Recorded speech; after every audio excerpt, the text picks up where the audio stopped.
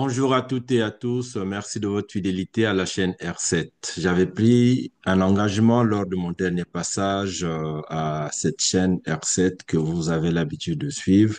Mon engagement était celui de réaliser cet éditorial où je veux vous parler du programme national d'optimisation de la trésorerie proposé par le gouvernement congolais pour régler la gestion de la dette intérieure afin de soulager les finances publiques de la tension de trésorerie. En effet, le Congo rencontre des difficultés à respecter ses échéances de paiement, ayant notamment fait défaut sur une obligation de 30,6 milliards de francs CFA en août 2024. Cet incident de défaut de paiement a mis à l'évidence l'urgence d'une réforme de la gestion de la dette et de sa trésorerie.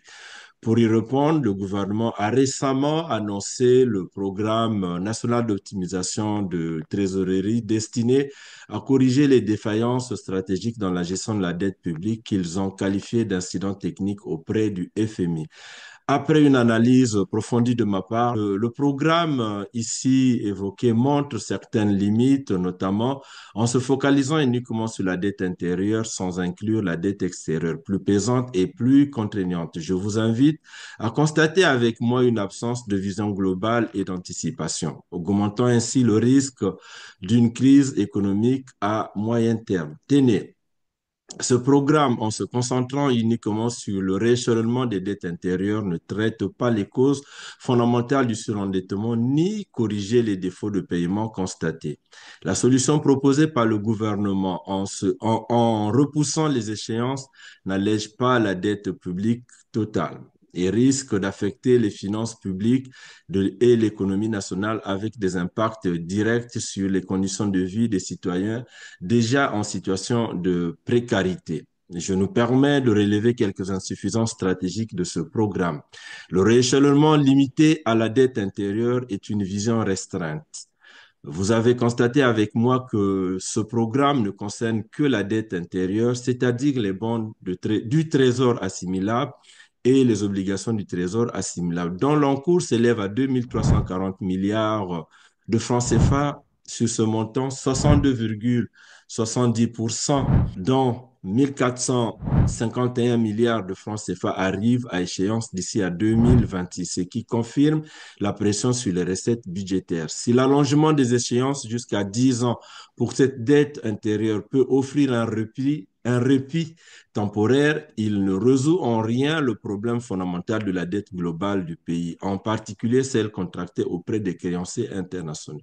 Or, la dette extérieure du Congo est bien plus significative. Elle atteint environ 5 000 milliards de francs CFA, soit près du double de la dette intérieure. Cette dette extérieure pèse lourdement sur la balance des paiements et nécessite des remboursements en devises étrangères, exerçant ainsi une pression considérable sur les réserves de change du pays. En 2023, les remboursements liés à la dette extérieure représentaient environ 25% des recettes budgétaires. L'exclusion de la dette extérieure du PNOT de ce programme est une erreur stratégique majeure car elle laisse le Congo exposé à des risques élevés de défaut de paiement déjà constatés sur ses engagements internationaux et surtout aggraver l'instabilité macroéconomique. L'allongement des maturités sans réduction du stock de la dette est un réel problème que le gouvernement ne prend pas en compte. Le programme en lui-même repose principalement sur l'idée d'allonger les maturités jusqu'à 10 ans pour les bons du trésor assimilables et obligations du trésor assimilables, permettant ainsi de reporter les remboursements. Cependant, cette stratégie ne réduit en rien le stock de la dette qui demeure à 2 314 milliards de francs CFA pour la dette intérieure. En d'autres termes, les dettes ne sont pas annulées, elles sont simplement reportées. Cela revient à retarder le problème sans offrir de solution réelle à long terme. Cette gestion ne fait que repousser les échéances critiques qui contribuent de créer une explosion des obligations financières lorsque la dette arrivera à maturité.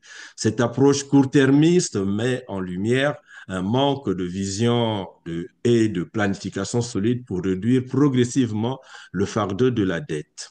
La pression sur les réserves de change dues à la dette extérieure, un autre problème que le gouvernement n'évoque pas dans ce programme.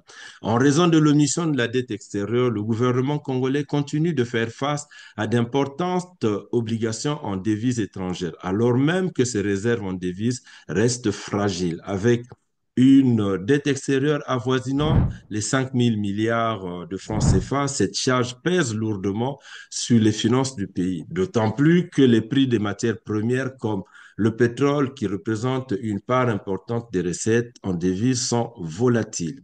Si cette tendance persiste, le Congo pourrait se retrouver en situation de cessation de paiement vis-à-vis de ses créanciers internationaux, menaçant davantage la stabilité de sa monnaie et la crédibilité financière à l'échelle mondiale. Le manque de coordination entre la gestion de la dette intérieure et celle de la dette extérieure expose le pays à des risques accrus de tensions budgétaires d'ici à 2026, lorsque les deux types de dettes devront être honorés simultanément. Le simple report des échéances pour la dette intérieure ne suffit pas à éviter les pressions cumulatives sur le budget de l'État. En effet, les échéances de la dette extérieure resteront inchangées, tandis que la dette extérieure continuera de croître avec ces échéances reportées qui risquent de coïncider avec celles de la dette extérieure. Tenez, en 2021, les paiements de la dette absorbaient déjà plus de 30% des recettes publiques, une tendance qui risque de s'aggraver avec le PNOT. La stratégie évoquée dans ce programme n'est pas la seule option pour gérer la dette publique du Congo. Bien que ce programme représente une approche viable à court terme et à court et moyen terme, cette stratégie reste incomplète si elle n'est pas accompagnée des mesures plus structurelles et diversifiées. Pour ma part, plusieurs alternatives ou solutions complémentaires sont possibles que je m'en vais vous proposer. Mes propositions ou approches de solutions sont conçues pour aborder de manière durable la question de la dette publique de notre pays, tout en tenant compte des ressources naturelles et économiques. En m'appuyant sur des mécanismes variés tels que la privatisation, les partenariats publics-privés, publics et privés, l'émission des obligations vertes et la coopération régionale. À juste titre, le gouvernement pourrait diversifier ses sources de financement, améliorer la gestion de sa dette et accélérer la transformation de son économie tout en réduisant les pressions budgétaires immédiates et à long terme. Sans plus tarder, je nous propose comme approche de solution la réduction des emprunts futurs. L'objectif est de limiter les emprunts futurs en réduisant les déficits budgétaires et en augmentant les recettes fiscales. En effet, l'emprunt excessif a été un moteur de l'accumulation de la dette en 2023. Le déficit budgétaire du Congo s'est situé autour de 6% du PIB, soit environ 1 000 milliards de francs CFA. Ce déficit constaté est financé par des emprunts, ce qui alourdit davantage la dette de notre pays, ce qui contribue aussi à la croissance de la dette dans le même temps. Dans cette hypothèse, l'objectif serait de réduire le déficit à 3% du PIB, ce qui réduirait le besoin en emprunt annuel à hauteur de 500 milliards de francs CFA. Cela pourrait être réalisé via la réduction des dépenses non prioritaires, en diminuant les subventions inefficaces ou les dépenses improductives. La réduction du train de vie de l'État, le pays compte 38 ministres en réalité. Il y en a plus au nombre des cadres qui ont rang de fonction de ministre. On pourrait dire que le Congo compte au moins un gouvernement bis. Ces postes qui contribuent à alourdir le train de vie de l'État devrait être supprimé ou aménagé. En améliorant la collecte des impôts, une autre approche, actuellement le taux de recouvrement fiscal est faible, environ 15% du PIB. Si ce taux est porté à 20%, cela pourrait générer jusqu'à 500 milliards de francs CFA supplémentaires par an.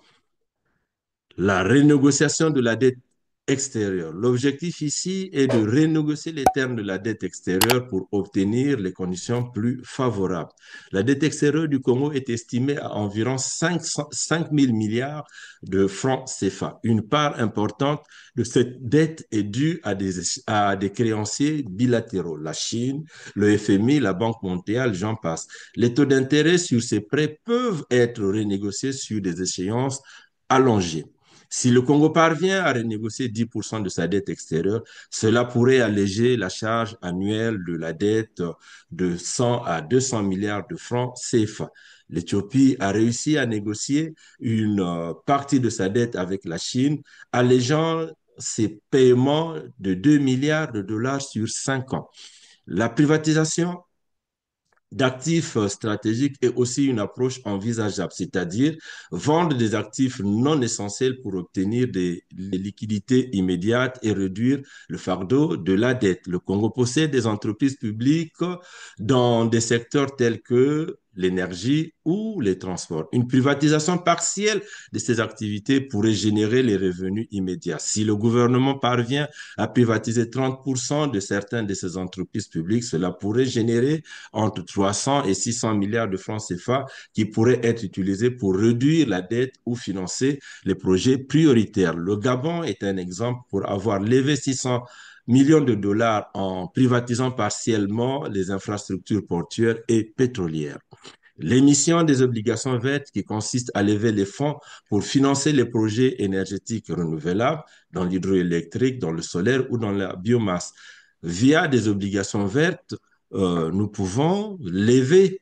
Je souhaiterais peut-être vous donner une information selon laquelle en, en 2023, 300 milliards de francs CFA de 300 milliards de dollars ont été levés dans le monde financier des projets durables. Le gouvernement pourrait émettre des obligations vertes pour financer ces projets dans l'hydroélectrique avec un potentiel de 14 000 mégawatts et dans le solaire avec un potentiel de 3 000 heures d'ensoleillement par an. Si le Congo émet des obligations de 500 milliards de francs CFA des obligations vertes, il pourrait financer des projets énergétiques renouvelables tout en attirant des investisseurs soucieux du développement durable. À titre d'exemple, l'Égypte a émis 500 milliards de dollars d'obligations vertes en 2020 pour financer les projets de l'énergie solaire et les infrastructures durables. Le gouvernement peut simuler l'investissement privé domestique et étranger pour attirer des investissements directs étrangers en sigle IDE et simuler l'investissement privé domestique. Actuellement, le Congo attire environ 200 milliards de francs CFA par an d'investissements directs étrangers. Mais ce montant pourrait être augmenté en simplifiant les réglementations, en offrant des incitations fiscales et en garantissant un climat d'affaires plus juste. Si le Congo parvient à augmenter ses IDE de 50%, cela représenterait environ 100 milliards de francs CFA supplémentaires chaque année, créant des emplois et simulant la croissance économique. Le Rwanda, grâce à une amélioration du climat des affaires, le Rwanda a multiplié ses IDE par 3 en 10 ans, attirant près d'1 milliard de dollars par an. Le développement de partenariats publics-privés, encore là, une autre approche. Ici, l'objectif est de financer les projets d'infrastructure via les partenaires publics et privés sans alourdir la dette publique.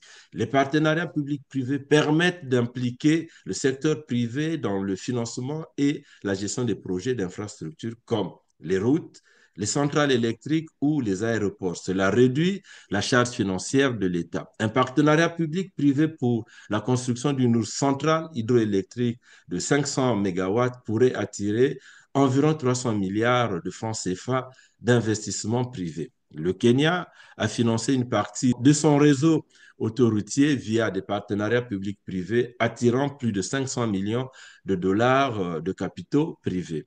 Le renforcement de la coopération régionale, la CEMAC, pour coordonner les politiques d'émission des titres publics au sein de la CEMAC, afin de mutualiser les risques et obtenir des conditions de financement plus favorables. En émettant des titres publics au niveau régional, les pays de la CEMAC, dont le Congo, pourraient bénéficier des meilleures conditions de financement grâce à une mutualisation des risques et à une plus grande crédibilité financière collective.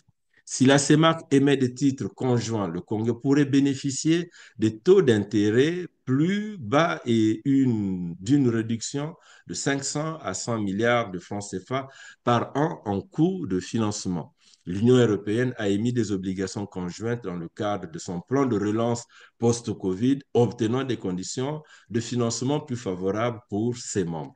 Voilà quelques solutions viables pour soulager le pays de cet étau de la dette pour, la, pour relancer l'économie. Et pour finir mon propos, pour finir cet éditorial, j'en appelle aux compatriotes, aux chers compatriotes congolais, aux forces vives de notre pays. Vous êtes sans ignorer que nous traversons une crise qui exige une conscience collective accrue.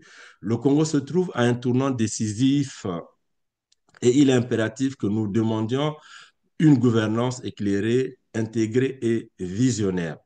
Nos ressources naturelles et humaines sont abondantes, mais sans une gestion rigoureuse, elles restent inexploitées. Le peuple, la force publique, les élus du peuple et surtout la jeunesse engagée, vous avez le devoir de transcender les clivages partisans pour prioriser l'intérêt commun et devenir les garants d'un avenir inclusif et durable. En exerçant notre vigilance et en œuvrant pour des réformes profonde, nous bâtirons un Congo digne, prospère et juste pour tous. Merci pour votre attention et je vous dis à très bientôt pour nos prochaines interventions.